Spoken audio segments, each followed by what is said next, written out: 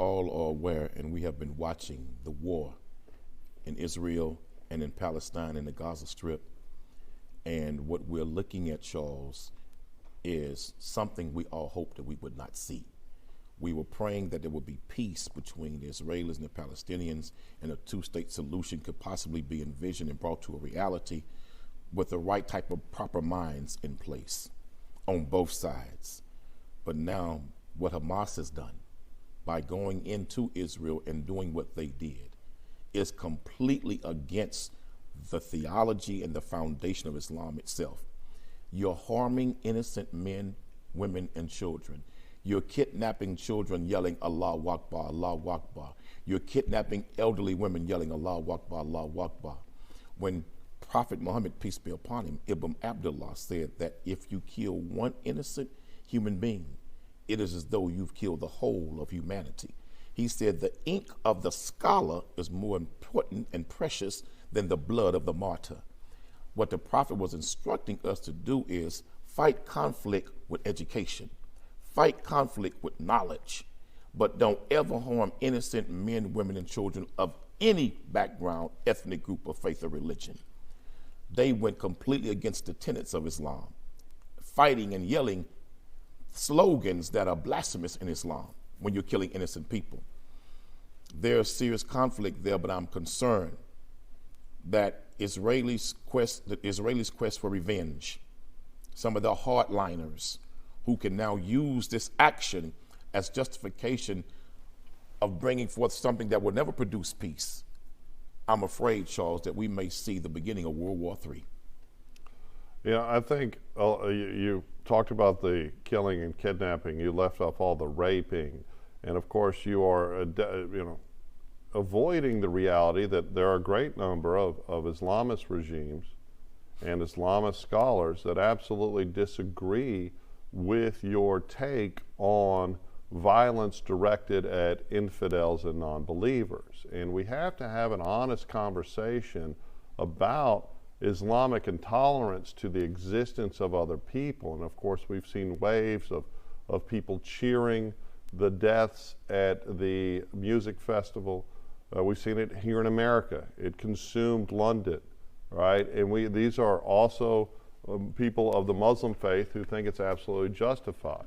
But I will most certainly recognize that the Muslim faith is one of the two largest religions in the world, and there are scores of people who do not accept or embrace the radicalism. The problem is you have the Saudi Arabian government, the Iranian government, right? The Palestinian people have repeatedly elected Hamas leadership, right? You have the Lebanese government. You have other radical Islamic regimes that see and articulate that non-believers, infidels, and other members of different portions of the Muslim faith, or people in Muslim communities that don't subscribe to traditional gender roles, or women, are all somehow less than. And we need to have an honest conversation about it. And we need to stop trying to talk about everything else other than the terror that occurred, other than the fact that women and children were murdered and raped, right? Women were held down and they watched their male companions get executed, and they were held down and anally sodomized, right? And then paraded through the streets. There are videos on Twitter of women bleeding profusely from sexual assault while they're being paraded through. Of course you didn't, because you're not interested in looking into the realities of what's going on. No, I do agree that women were attacked and women were beaten, which is wrong, but I didn't see one video of one Hamas soldier raping a woman. I'm not surprised that you seek to parse this, right? And the truth is... And if they did do it, it's evil and it's wrong. Okay, well... But please share that video with me. Okay, but the truth is, right, that every time anyone criticizes an Islamic regime or radical Islamism, you're labeled as an Islamophobe or somehow antagonistic to Muslim people. And the truth also is that the people that suffer the most are the Muslim Palestinians who simply want to live a normal life, right? Every time there's normalization, there is more terror attacks in Israel that have traditionally focused on school buses and cafes, and but not just Hamas, but their predecessors, the PLO and the Palestinian Authority, have always used terror as a way to destroy normalization. And that leads to tremendous suffering by the Muslim faithful. And you have to ask yourself why, right? Why does Lebanon, why does Jordan, why do the countries surrounding Israel not offer solutions? In fact, why are they antagonistic to solutions? You talk about, well, Palestinian land, but that's actually not accurate, right? The colonization of the Ottoman Empire, they were in control until the United Kingdom was in control, right? And in the 40s, they ceded control to the United Nations, right? And the United Nations immediately proposed a two-state solution, right? The Palestine and Israel, and then a joint portion of Holy Lands to be shared. Well, who rejected it? It wasn't right to do that. Hold on. The United Nations did not have a right to do Hold that. on. You cannot step in the name of the United Nations and pick somebody else's land and say, we're going to carve it up and divide it, and we're going to make two states and give one to one and one to another. See, that's European neo-colonial conquest. They did it all throughout Africa, taking land, dividing it up, and saying Africans could be here and the white new settlers could be here. That's the same thing that took place right there in Palestine. Why is it, if the United Nations believed that after the Jewish Holocaust, it was necessary to establish a Jewish homeland, why they didn't place that homeland in Europe? That Holocaust took place in Europe. It did not take place in Palestine or in the Middle East. Why didn't they make the people of Europe give them a homeland? After all, that's where the Holocaust took place. Well, if you want to dial it back to what forced the Jewish people from their ancestral lands, well, of course, that would be historic attacks by a Muslim regime and Muslim empires that saw them somehow as being less than or subhuman and not allowed to have their property. This is the historical home of the Jewish people, but it's also the historical home of the Palestinian people and people of the Muslim And they've faith. always lived together.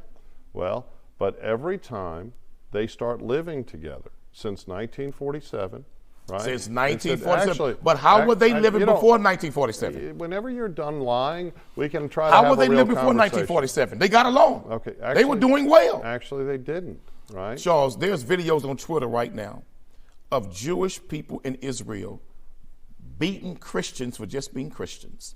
There's videos on Twitter right now of Jews spitting on nuns, Hasidic Jews spitting in the faces of nuns for being Christians. They're extremist crazies in all religions. But what we need is people of reasonable common sense and intelligence to represent the faith in the manner that should be represented and challenge those who are wrong. But it was not right, Charles, to set up and occupy somebody else's land to give it to somebody else. That same thing happened right here in America when those Europeans came in and wanted to colonize what they believe now is America and took it from the Indians. Colonization of any kind is wrong. And whether it's in the name of race or religion, it's wrong. A two-state solution is the only solution there, but there's extremists on both sides, the Muslims as well as the Israelis, the Jews, who don't want peace and do everything possible to stop peace. Why do you think Hamas did this? Because Hamas heard in the last 2 weeks that Saudi Arabia, for the first time in its history, was considering strongly normalizing diplomatic ties with Israel. And when that was announced, then you saw Hamas pull this action to break that from ever happening. If Saudi Arabia, the strongest Muslim country in the world, that has the most holiest site to all Muslims on earth, normalized ties with Israel, it would have been a game changer. That's why Hamas did what they did. Now that I've let you interrupt me and go on for God knows how long, I'm going to try to finish my point, right? This is what no one wants to hear, an honest conversation about the fact that the Jewish state, because it doesn't fit the narrative, which is odd, the narrative of liberalism and those on the far right either, that they seem to agree on anti-Semitism. No one wants to talk about facts, right? And the fact is that over and over and over again, the Israelis and the international community have pushed the result of a two-state solution, right? And you talk about, oh, this land, this land, this land. Well, you know, obviously the Jewish faithful were forced out by violent, murderous anti-Semitism, right? And some of them still remained, very few, and of course a great number returned. And we saw millions, what would be billions today, invested into what is now modern day Israel to try to improve and irrigate and create a viable state. And every time, every single time, the hardliners of Israel were pushed back, and moderates, because what you don't hear in Palestine, what you don't hear in Jordan, what you don't hear in Lebanon, you do hear in Israel. You have a great number of leftists in Israel. You have a major, the largest newspaper that is now this week blaming the Israeli government. You have those that want to normalize relationships despite all the violence because they're horrified by the blockade and they're horrified by the living conditions, right? Normal people should be horrified by the blockade of Palestine, but the blockade was people want to pretend there wasn't a predicate, and the predicate has always been terrorism directed at civilians by Islamic terrorists, right? We don't have a solution because in that region, the Middle East, a huge number of people believe in eradication of the Jewish people and genocide and eradication of the Jewish state, right? And at the end of the day, we need to be intolerant of the intolerant. Let me tell you something I heard. Let's hear. We're going to talk about everything else but what happened. Louis Farrakhan say to Yasser Arafat. I heard this. They were chanting down with Israel in his presence. And Minister Farrakhan said, you all chant down with Israel too much. He said, why don't you chant more up with the Quran? Because if you chant up with the Quran, your condition would be changed and Israel could not change it. But you're yelling down with Israel, and Israel exists because Allah, God, allows Israel to exist. And so instead of us trying to stop the existence of a nation, why don't you uplift this nation with the Quran? I heard him say that. The problem right now, Charles, is there's some serious extremism on all sides here, man, that don't ever want to see a peaceful two-state solution. And they're willing to do whatever that they can do to stop it. So now, let me say this. There's talk and suggestions that Iran is behind this financial support of Hamas that carried this attack out, because they believe Hamas could not have done this attack on this level without financial support of another nation. They're saying they believe that it's Iran because Iran supposedly has a long-standing relationship with Hamas in financing them and building them economics. And Iran claims that that money was for humanitarian reasons in Palestine. But be that as it may, Israel has to be careful, Charles, because if they pull Hezbollah into this, if they pull Islamic Jihad into this, in their pursuit to eradicate and destroy Hamas, it's a game changer. It is a complete game changer. Then what's going to happen? You're going to pull the extremists in Egypt into it, Lebanon into it, right there on the border of Gaza. You're going to pull, now Saudi Arabia have to pull back. They can't normalize relations with Israel like they were planning to. Iran will step up now and increase its support. That region will forever be engulfed in chaos, and America cannot be seen as a warmonger in this. They must be seen as a peacemaker. America has been a warmonger for decades, and while I don't want to see boots of American soldiers on the ground over there, I most certainly don't want to, which is warmongering, right? What we did in Iraq was a horrible thing. We shouldn't have been in Afghanistan despite all the civil rights atrocities in Afghanistan. Of course, Iraq, we were the ones that armed Saddam Hussein to protect from Iran. But, you know, you began this talk about, well, these Israelis spit on this nun, right? Well, you know, what we all saw was a German tattoo artist at a trans festival had her clothes torn off and she was raped and her legs broken while scores of men spit on her as they paraded her corpse around. And that, of course, is all horrifyingly all over Twitter. And what you always want to do is to point the finger elsewhere and talk about it's all sides, but it's not all sides, right? The hardliners in Israel have taken this horrifying blockade that has destroyed opportunity for Palestinians, but it's always in response to normalized relations that then lead to terror. And the real problem is the jihadists, the radical Islamists that, you know, the Palestinians have repeatedly voted into control, right? And just like we voted in Donald Trump. Yeah, Donald Trump. A man who led an insurrection of his own nation. The same way we voted in Donald Trump, a man who led and inspired and motivated an insurrection against his own nation, who would not accept the results of a democratically elected election. Well, then we want to talk about other people's country and who they elect. Look at us. You know what's crazy? Look at us. Is we have grandmothers that just walked in the Capitol on January 6th on FBI watch lists, and we have terrorists in masks and scarves walk around New York holding up swastikas demanding death to Jews that aren't on watch lists, right? You want to talk about everything about what except what's happening now. You want to talk about everything as what's the predicate for the security actions by the Israelis. You want to talk about everything. You want to talk about spitting. I don't even know spitting. We all know that there were scores of men cheering corpses, right? We know that they were going house to and house, that's un-Islamic. House to house, and that is un-Islamic. The Nation of Islam clearly doesn't support that. See, and that's Why what do you you say talked that? about. Explain. Because the Nation of Islam, you just talked about it. Y'all don't support this violence towards other people, but we have radical Islamist regimes that hundreds of millions of people support, right? That are in a similar but very different religion that do articulate that it's okay to kill infidels, okay to kill Christians, okay to kill Jews. And the thing is, but got crazy I know Christians. You don't want to let me talk. You got crazy Christians, Charles, who believe the same thing. Look, Adolf Hitler claimed to be a Christian. Adolf Hitler was going to church. Adolf Hitler, while he was exterminating Jews in ovens and in gas chambers, was attending church services on Sunday, taking communion. Look, man, you got crazies on both sides. You have Ku Klux Klan members who have Christ-centered white supremacist churches and go on a Sunday and kill innocent worshipers that are black inside of a church and bomb children inside of a church. Look, we got these crazies, man, in the name of religion all over the place.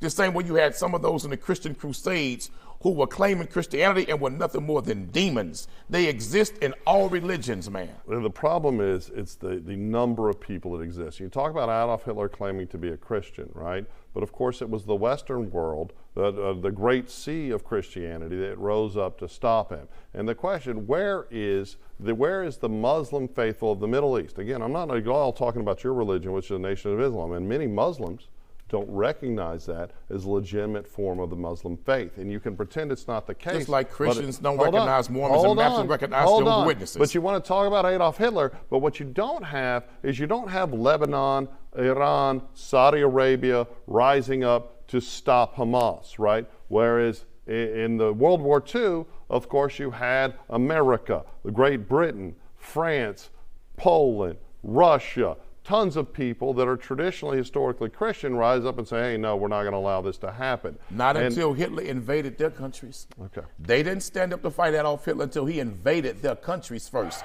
The only one he had not invaded was America yet. But what about the Pope in Rome? How long did he ignore and even in writings said he would not speak about the Jewish Holocaust while he knew factual evidence, he knew that millions were being put in ovens and being exterminated. The Catholic Church remained silent on purpose because they had no love for Jews. You betray yourself with your own words, right? You talk about how we shouldn't say down with Israel that much. Those were your words, that much, right? The truth is that no one should be arguing at all for the eradication or genocide of any people for their faith. And the truth is, you have scores of Israeli people that are against the hardliners, have been against the blockades. You have liberals in Israel that own, but it's you want to talk about everything. You want to talk about Adolf Hitler from what was that now, 90 years ago? You want to talk about some incident with some radical, let's talk about 3 weeks ago. Orthodox intolerant. That's all. But it's let's talk about 3 weeks ago. What we're talking about right now. Let's hear what. Interrupt me again. 3 Tell me weeks ago, some other story. There was a 60 Minutes piece that was done with Israeli military men and women who have stood up publicly against their own government and what they're doing in regards to Palestine and these new laws that they're trying to implement. Now you have tens of thousands of Israeli soldiers who are saying that if Israel went to war, that they would not support that war because the hardliners in Israel were taking over the government with extremism.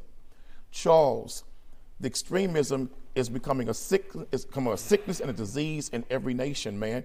You got some people right here in the United States Congress and Senate who sound just like some serious extremists, who made excuses for January 6 protesters, who made excuses for their behavior, their activity. Now you trot out January 6 3 times in this conversation. Do you see January 6 as being an equivalence of what happened in Israel? Not at all. Well, then why do you keep bringing it up? Because January 6... Because you're dishonest. No, I mean, that's because it. January 6 had extremists. No. Let's talk extremists who attacked their own government. Let's go back. They attacked their own government. Let's go back to Israeli soldiers and Israeli people pushing back against the hardliners, right? So where are the loud voices in Palestine? Where are the loud voices in Lebanon? Where are the loud voices in Iran? Where are the scores of people saying, no, this is all right? Instead, what you're seeing, the PLO. Instead, what you're seeing is people getting on CNN, being platformed by CNN, that evil, dishonest organization, and saying, oh, these were mostly military combatants. We weren't targeting people, literally going house to house, executing women and children, Muslim scholars literally raping now, people. Since Saturday, that's on Twitter, since Saturday, condemning Hamas. Okay. Condemning that activity. And let me say this to you, man. I don't give a damn. You just make stuff up. No, let me literally say this. just make stuff up. Go on Twitter and you're look. the problem. Go on Twitter and look. There are Muslim scholars all over the world condemning Hamas. Do you condemn for their it? Do you condemn right, Hamas? I do. Okay. Absolutely, I do. Okay. Because let me tell you something, man. You cannot take children hostage. That is against the law of Islam. Well, you shouldn't rape and kill them either. Let me finish with you, man. Okay. In Islam, you rape a woman, your head is removed. Okay. Give a damn what your religion is. And so if these so-called Muslims grabbed a woman of anywhere in Israel and raped that woman, they deserve to die. Okay. Because they are beasts in human form. I'm glad to How hear you say in the hell it. could you chant Allahu Akbar and rape a woman at the same time? You are a devil hiding in the name of the religion. So, but Charles, glad to hear you this say it. madness is existing more and more and more all over the world. These extremists are gaining popularity in every country now, brother. Look at them in Europe. Look at the Brexit group in Europe. So, extremism taking control of the European political circles. Well, it's real, man. Well, you know what I missed in the Brexit people, right? I missed them defiling corpses while thousands of people cheered and they drove them around in the back of vehicles. I missed the Brexit people going to a music festival and executing a bunch of people. I missed it. You love to talk about January 6th. And right in America, we had a man claim Christianity and said he loved the gospel of Christ Jesus, went to a hotel room, got him a good view, and was shooting gays and killing people at a concert. Actually, that was country and western aficionados. It wasn't gays. You're thinking of the Pulse assassination. No. Wait a minute. In his little letter that was released by an ex-girlfriend, he said he wanted to kill those who tolerated gays and who would party with gays. Then that same guy in Las Vegas, that was a part of his letter to his girlfriend. Yeah. Also, this fool in Florida who had the same damn spirit and mindset, killed all the people in that club like that, extremists. They exist in every faith. But here's the difference, right? There are evil extremists across this world, but here's the difference. Hamas that did this, right, is the people elected to govern Palestine by the majority of Palestinians. We need to stop pretending that radical Islamism is it. We've heard it. We've seen it in the last week. We've seen people over and over again trying to rationalize or justify, and not just Muslim people. We have liberals all across the United States we have elected officials in the United States trying to victim blame Israelis for the actions of these terrorists. And we need to stop normalizing terror directed at anyone. It's just like those who across this country justified the violent looting of this country in response to horrifying police conduct. And we you talk about January 6th, you don't talk about all the violent actions. And we should be intolerant of violent, intolerant people. Complete I don't blockade, care did you agree with that? what their motivation is. No. In fact, I wrote a very long piece about how I'm against the complete blockade, but I was actually against the earlier blockade. The thing is that when those extremists who are putting forth that idea in Israel to do that, and the Israeli government bent to that extremism, that level of extremism produces extreme responses. They produce terrorists like that, man, with that level of extremism. Even a common sense man like yourself, who's against a lot of what's happening over there, admit that blockade will hurt innocent people. But yes, most certainly did, but your math doesn't math, right? The blockade was instituted in response to terror, not terror in response to it. But it will produce more terror. And that was my issue, right? I agree with you on that point. right? Instead, what they should have done, if there's not going to be a two-state solution, right, which it was always rejected by everyone but the Israelis, right? The Israelis had proposed it over again, and now there's hardly enough of Palestine left to have a two-state solution. And I disagree also with the radical settlers still pushing people out. But the truth is that if they had a two-state solution in 1947, if they had a two-state solution in the 70s, none of this would be occurring. We would just see further attacks on the Jewish people. And at the end of the day, we have to stop pretending that both sides want to see the eradication or genocide of both sides. And, this is every time Israel leans into normalization, you see buses blown up. You see children killed. You see cafes blown up. And here, I think this is a horrifying end.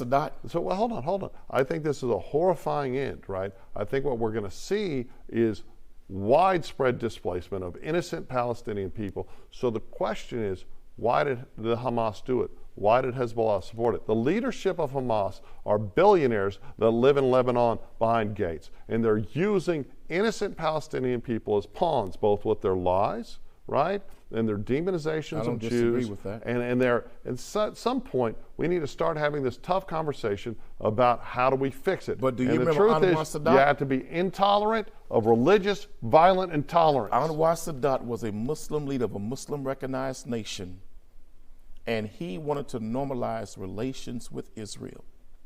This is in the late 70s, 80s he started doing this. He started in the late 70s trying to produce this relationship. Right. And what did they do to him? His own military extremists set him up and killed him on a stage, murdered him. Charles, listen to me, man. I'm going to be honest with you.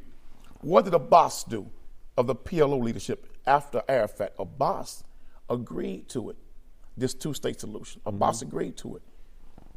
He was a victim within 2 weeks of 9 assassination attempts. Well, that's because... So I'm telling you, Charles, this extremism exists on both sides. Okay. What happened when Netanyahu first suggested that he was willing to make these concessions? Remember that? He said when Clinton was in office that he was willing to make these concessions to produce this two-state solution. His own government went crazy on him and kicked him out of office. Okay. Now he's back. And he's bowing down to the extremism now.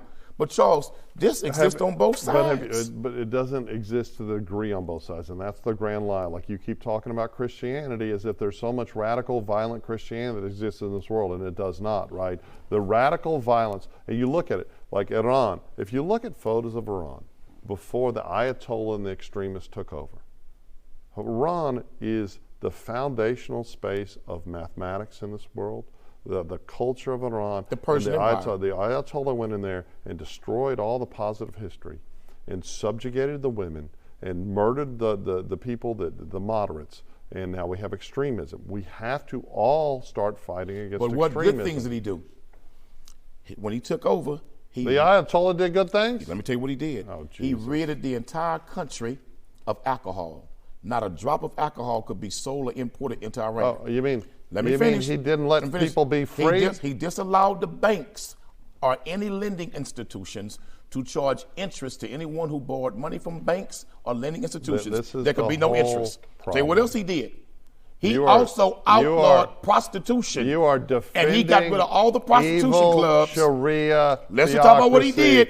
He get to the end of he made mistakes to see the whole but he did damn some good. problem. He made mistakes, but he did some good. Normalizing evil Sharia theocracy. Mistakes, but he did some good. He was an evil bastard. And he gave everybody free health care. He was an evil bastard. They all had free health care to this day. We got to the ending point so you could exemplify the problem is people trying to rationalize extremist Sharia nonsense. We need peace. And I only said nonsense because I'm not going to curse on this fine show. We need peace in the Middle East.